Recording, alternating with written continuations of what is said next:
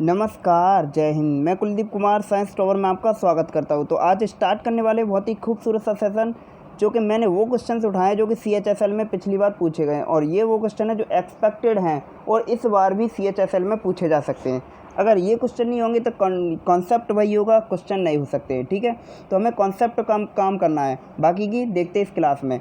तो पहला क्वेश्चन आपकी स्क्रीन के ऊपर लिखा हुआ था, chairman along with the board of directors are going to decide the launch date of the new product. उम्मीद करता हूँ आपने ये क्वेश्चन सॉल्व किया होगा। अब देखो, the chairman along with the, अब यहाँ से मुझे एक चीज़ पता चली कि ये सब्जेक्ट वर्ब एग्रीमेंट का क्वेश्चन है। और आप मुझे बताइए, हमें क्वेश्चन सॉल्व करने से पहले उसमें एक चीज़ तो हमारे दिमाग में ज़रूर आनी चाहिए कि जो क्वेश्चन हम सॉल्व कर रहे हैं वो किस चैप्टर से लिया गया है। प्रीपोजिशन से है, नाउन से है, एडजेक्टिव से, एडवर्ब से है। क्योंकि जब तक हमें ये पता नहीं होगा हम एरर अच्छे से नहीं छांट पाएंगे, है कि नहीं। और जब एरर अच्छे से नहीं छांट पाएंगे तो हमारी एरर होना निश्चित है कि नहीं। तो इसलिए हम स्टार्ट करते हैं। यहाँ से मैंने अलोंग विद देखा, मैंने रूल पढ़ा था कि along with, in addition to, headed by, besides, like, unlike, in addition to, आपका अकम्पनीड बाय और आपका गवर्नड बाय, ये सारे वर्ड्स जिस सेंटेंस में आ जाएं तो हमेशा जो हमारी हेल्पिंग वर्ब होती है वो फर्स्ट सब्जेक्ट के अनुसार होती है। और फर्स्ट सब्जेक्ट को देखकर मुझे यहाँ पे ये पता चला कि ये सिंगुलर है। और जब मेरा फर्स्ट सब्जेक्ट ही सिंगुलर है और मैं अगर डायरेक्ट वर्ड्स में कहना चाहूँ, अगर आदमी ही गरीब है क्या वो पनीर से खाना खा पाएगा? तुम बोलोगे सर ऐसा तो कोई नियम नहीं है, उसके पास पैसे ही नहीं है।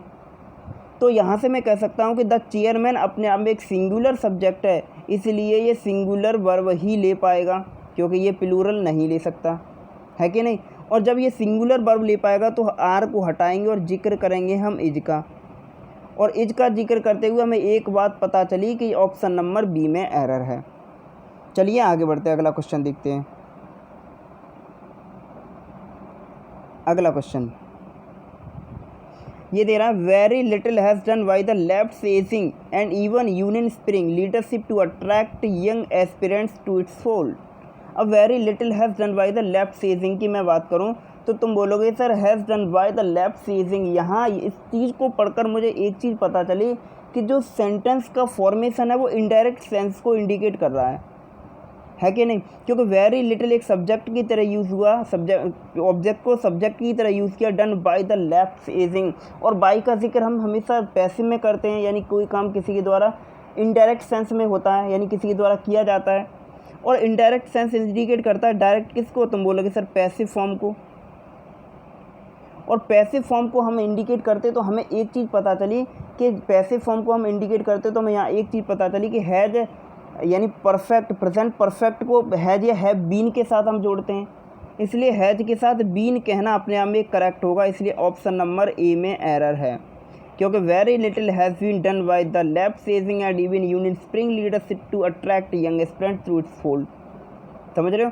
तो इस तरह हम एरर छांटनी है कि हम आसान कैसे बना सकते हैं एरर को। ठीक है, चलिए आगे बढ़ते हैं। अगला क्वेश्चन ये बनाइए, the various consequences of the decision taken by the CEO of the company was not foreseen by the employees. अब इस सेंटेंस को मैंने खोजा, मैंने अपना दिमाग लगाया तो मुझे पता चला कि the various consequences of the decision taken by the CEO of the company was not foreseen by the employees. यहाँ तक कोई एरर नहीं थी, लेकिन द वेरियस कॉन्सिक्वेंसेस को मैंने एक बार ऑब्जर्व किया तो वेरियस का मतलब होता है भिन्न भिन्न, कॉन्सिक्वेंसेस का मतलब होता है फल या परिणाम। और ये एक मेन सब्जेक्ट की तरह यूज़ हुआ है इस सेंटेंस में, है कि नहीं। और अगर ये मेन सब्जेक्ट की तरह यूज़ हुआ है क्योंकि was not foreseen by the employees, है कि नहीं, क्योंकि ये पैसिव फॉर्म को इंडिकेट कर रहा है और ये मेन सब्जेक्ट की तरह यूज़ हुआ है, तो इस मेन सब्जेक्ट कैसा है? तुम बोलोगे सर कॉन्सिक्वेंसेस, यानी कि अपने आप में एक प्लूरल है। और प्लूरल की वजह से हेल्पिंग वर्ब कैसी आनी चाहिए? तुम बोलोगे सर प्लूरल आनी चाहिए। यानी कि यहाँ से मैं कह सकता हूँ कि आदमी ही अमीर है तो क्या वो बिना सब्जी के रोटी खा पाएगा? तुम बोलोगे सर नहीं, ऐसा तो कोई नियम नहीं है, जब उसके पास पैसे हैं तो सब्जी खरीद के ही खाना खाएगा। तो इसलिए अगर ये प्लूरल वर्ब है तो सिंगुलर क्यों लेगी? ये तो प्लूरल वर्ब ही लेगी। यानी वॉज का प्लूरल क्या होता है? तुम बोलोगे सर वर होता है। इसलिए was company were not seen by the employees कहना अपने आप में करेक्ट फॉर्म होगी। इसलिए ऑप्शन नंबर सी में मार्क करेंगे, क्योंकि ऑप्शन नंबर सी में एरर है। चलिए आगे बढ़ते हैं। ये बनाइए, ये दे रहा sluggish health spending can be reversed. Sluggish का मतलब होता है, अगर मैं स्लगिश की बात करूँ तो इसका मतलब होता है आलसी या सुस्त या मंद जिसे बोलते हैं। Health spending can be reverse, यानी ये कैन मॉडल का यूज़ हुआ और कैन मॉडल का यूज़ होता है और पैसिव में यूज़ हुआ है, तो बी के साथ थर्ड फॉर्म कहना अपने आप में करेक्ट फॉर्म हुई पहला। ए में कोई एरर नहीं। With substantial increase in the allocation for health in the union budget.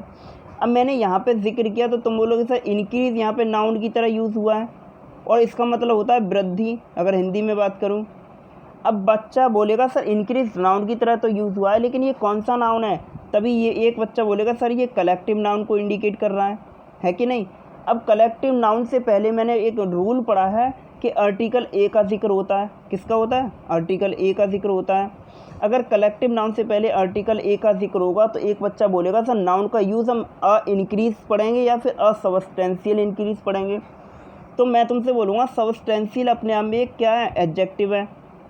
और अगर ये एडजेक्टिव है इसका मतलब अच्छी खासी होता है, एडजेक्टिव है। और मैंने आपको बताया था कि अगर मैं ऐसे बोलूँ अ ब्यूटीफुल गर्ल, यानी लड़की को क्वालिफाई कौन कर रहा है? ब्यूटीफुल। विशेषता क्या है? एडजेक्टिव है ब्यूटीफुल। और यानी एक लड़की की बात हुई है तो हम क्या करते हैं? एडजेक्टिव से पहले आर्टिकल लगाया वहाँ पे हमने, तो वही रूल यहाँ फॉलो करेगा। विद अ सबस्टेंशियल कहना अपने आप में करेक्ट फॉर्म होगी। With a substantial increase in the allocation for health in the union budget, इसलिए ऑप्शन नंबर बी को मार्क करेंगे क्योंकि ऑप्शन नंबर ए में एरर है।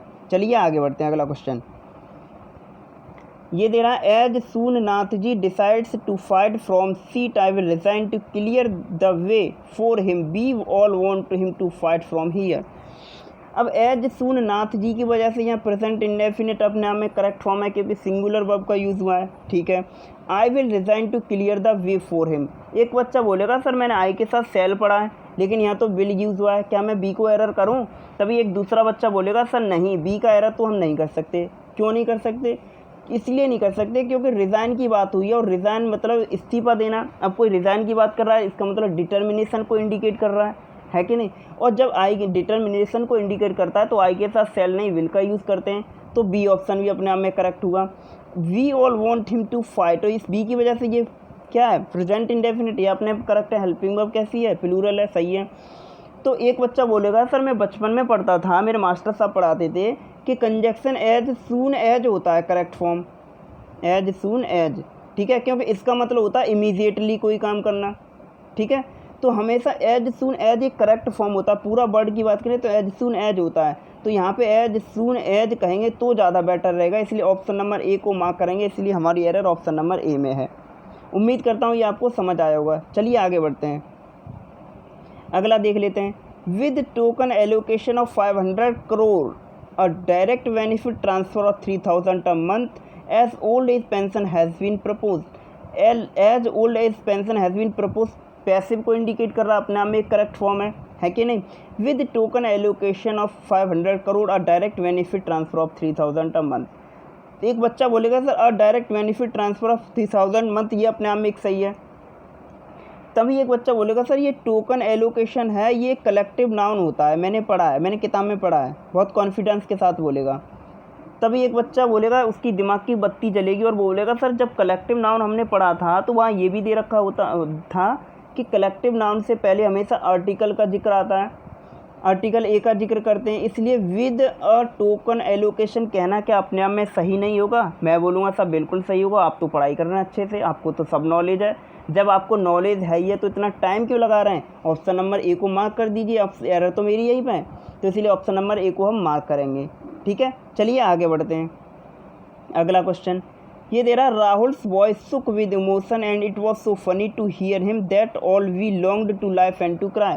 एक बच्चा बोलेगा Rahul's voice shook with emotion, sir कोई एरर नहीं लग रही मुझे। And it was so funny to hear him, ये अपने आप में करेक्ट है। That all we longed to life and to cry, तभी मैं बोलूँगा क्या मैंने आपको एक क्लास पढ़ाई थी कंजक्शन वाली, उसमें ये दे रखा था कि एंड के साथ अगर दो वर्ब्स को जोड़ा जाता है तो हमेशा दोनों के लिए एक ही प्रपोजिशन का यूज़ होता है कि नहीं। इन्फिनेटिव का जो टू इन्फिनेटिव की तरह यूज़ हो रहा है यहाँ पे, तुम बोलोगे सर टू यहाँ पे यूज़ होगा, ये तो सही है, लेकिन इस टू को क्यों यूज़ किया है? तुम बोलोगे सर ये सुपरफ्लूअस यानी एक्स्ट्रा वर्ड यूज़ किया है, क्योंकि एग्जामिनर हमेशा हमसे गलती करवाने की कोशिश करता है और उसी गलती को पकड़ने की हम कोशिश करेंगे और अपना सिलेक्शन ले लेंगे, है कि नहीं। इसलिए ऑप्शन नंबर सी को मार्क करेंगे, क्योंकि हमें पता था, हमने पढ़ा था कि एंड के साथ जब दो वर्ड्स जुड़ती हैं तो हमेशा एक ही प्रीपोजिशन टू दोनों के लिए यूज़ होता है। तो इसलिए to laugh and to cry हम नहीं कहेंगे, टू लाफ एंड क्राई अपने आप में एक करेक्ट होगा, इसलिए ऑप्शन नंबर सी को मार्क करेंगे। चलिए आगे बढ़ते हैं। अगला क्वेश्चन ये दे रहा है, after the rehab I made it to the 2016 world T20 squad, then after a while I got full confidence, एक नाउन की तरह यूज़ हुआ जो कि अपने आप में करेक्ट है, and felt like I am back on track. तो एक बच्चा तुरंत ही पकड़ लेगा सर कि पूरी बात पास्ट में करी गई है, पूरी बात पास्ट में करी गई है, तो ऑप्शन नंबर सी में प्रेजेंट कहने की क्या ज़रूरत थी। तो मैं बोलूँगा ये ज़रूरत थी, क्योंकि एग्जामिनर चाहता था कि हमसे गलती हो और हमें उसी गलती को तो पकड़ना है, और उसी गलती को जैसे ही हमने पकड़ा तो हमने एक चीज़ ऑब्जर्व की कि सारा सेंटेंस अगर पास्ट में है तो यहाँ पे I am back on track कहने की क्या ज़रूरत है। क्या इसकी जगह हम I was back on track नहीं कह सकते। तो एक बच्चा बोलेगा हाँ बिल्कुल कह सकते हैं। इसलिए ऑप्शन नंबर सी में एरर है। किसमें? ऑप्शन नंबर सी को मार्क करेंगे। क्यों? क्योंकि एम की जगह वॉज का जिक्र होना चाहिए। एम प्रेजेंट को इंडिकेट करता है, वॉज पास्ट को इंडिकेट करता है, और जब पास्ट की बात करिए पूरे सेंटेंस में तो हम पास्ट की ही बात करेंगे। समझ रहे हो? तो ये वो छोटी छोटी एरर होती हैं जो हमें जाननी बहुत ज़रूरी है। उम्मीद करता हूँ ये सेशन आपको बहुत इन्जॉयफुल लगा होगा, बहुत आपको मज़ा आया होगा। अगर आपको वीडियो अच्छी लगी है तो वीडियो को लाइक करें, शेयर करें, कमेंट करें और चैनल को सब्सक्राइब ज़रूर करें, क्योंकि लेटेस्ट नोटिफिकेशन आपको चाहिए तो चैनल को सब्सक्राइब करना ना भूलें। क्योंकि आपका इतना तो अधिकार है, आपको इतना तो काम बनता है कि वीडियो को फ्री में देखने की बजाय अगर एक लाइक दे देते, चैनल को सब्सक्राइब कर लेते तो इसमें मुझे अप्रिसिएशन मिलेगा, और मुझे अप्रिसिएशन मिलेगा तो मैं आपको बेहतरीन कंटेंट के साथ ग्रामेटिकल एरर का ऐसा कोई क्वेश्चन नहीं छोड़ेंगे जो पेपर में आ जाए और हमसे सॉल्व ना हो। समझ रहे हैं? मैं आपको वो भी बताऊंगा कि पेपर को कैसे सॉल्व करते हैं, पेपर को कैसे सॉल्व करने का तरीका होता है, और वो सारी चीज़ें बताऊंगा कि PQRS कैसे सॉल्व करेंगे, इनकी क्या ट्रिक हो सकती है, क्लोज टेस्ट कैसे सॉल्व करेंगे, पैरा जम्बल तो वही होता है PQRS, और तुम्हारा कॉम्प्रहेंशन कैसे करेंगे। और हम वो सब जब पढ़ेंगे जब आप बहुत सारे ऑडियंस हो जाएंगे हमारे पास और आप इस चैनल को ज़्यादा से ज़्यादा शेयर करेंगे। ठीक है? तो उम्मीद करता हूँ आपको बहुत अच्छा लगा होगा। अगर आपको अच्छा लगा है तो वीडियो को ज़रूर शेयर करें और लाइक करें। ठीक है? तो चलिए मिलते हैं अगली क्लास में। Bye bye, take care, thank you. और इसी उत्साह और उमंग के साथ हम पढ़ाई करते रहेंगे, लॉकडाउन का भरपूर फ़ायदा उठाएंगे और हम जल्दी से अपने मंजिल की तरफ पहुँचेंगे, क्योंकि अब हमारा मकसद बदल देना चाहिए हमें, क्योंकि धीरे धीरे जिस प्रकार कोरोना वायरस फैल रहा है उसी प्रकार हमें अपने आप को बदल कर और अपने देश की सेवा करनी चाहिए, और इसके लिए चाहिए हमें योग्य होना, और योग्य होकर ही हम अपने देश का बदला दूसरे देशों से ले सकते हैं। है कि नहीं? तो चलिए ख़त्म करते हैं इस सेशन को। Bye bye, take care, thank you.